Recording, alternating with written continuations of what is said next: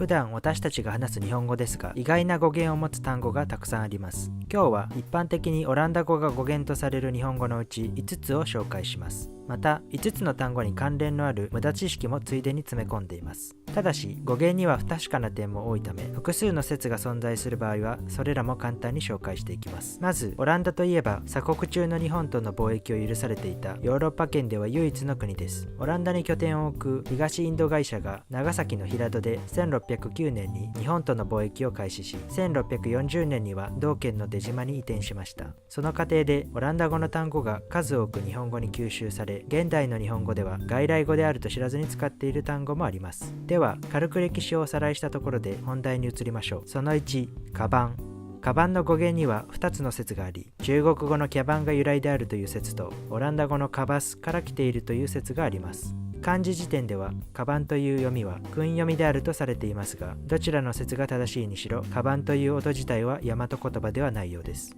無駄知識。ちなみにカバンつながりでランドセルという単語もオランダ語のこの単語が語源です。またカバン語という聞き慣れない単語が存在するのですが、意味はご存知でしょうか。カバン語とは2つの単語をつなぎ合わせてできた新しい単語のことで、有名な例としては breakfast 朝食と lunch 昼食を合わせた brunch が挙げられます。この単語は英語の portmanteau という単語から来ていて、さらにこの言葉自体はフランス語で同じ綴りの二つ折りのカバンという意味の単語が由来で、イギリス人作家ルイス・キャロルが不思議の国のアリスの続編の鏡の国のアリスで初めて2つの言葉の音と意味を合わせた言葉という意味で用いました。その2、おてんば。おてんばといえば活発な若い女性を指す言葉ですが、オランダ語が語源ではないかという説があります。その説では、おてんばはオランダ語の鳴らすことができない、または手に負えないという意味の単語が語源であるとされています。しかし派手という意味のテバテバやすばしっこいという意味の手ばしという言葉が存在するため、真の語源は謎に包まれたままです。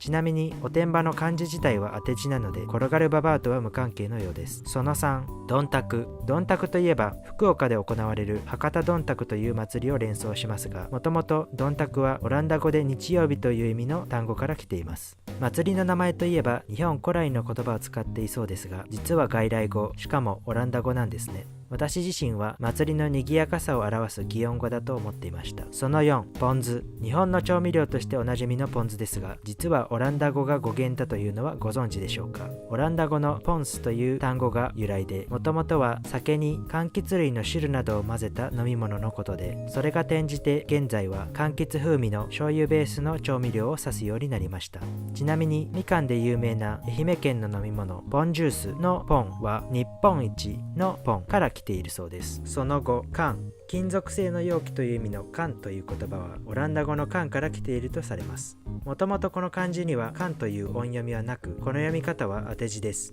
この漢字は訓読みで釜またはほとぎと読み、音読みではふと読んでいました。ちなみにほとぎとは口が小さく胴体が太い土製の入れ物のことです。旧字体ではこう書き、缶という漢字はこれの新字体です。今日はここまでです。また今度。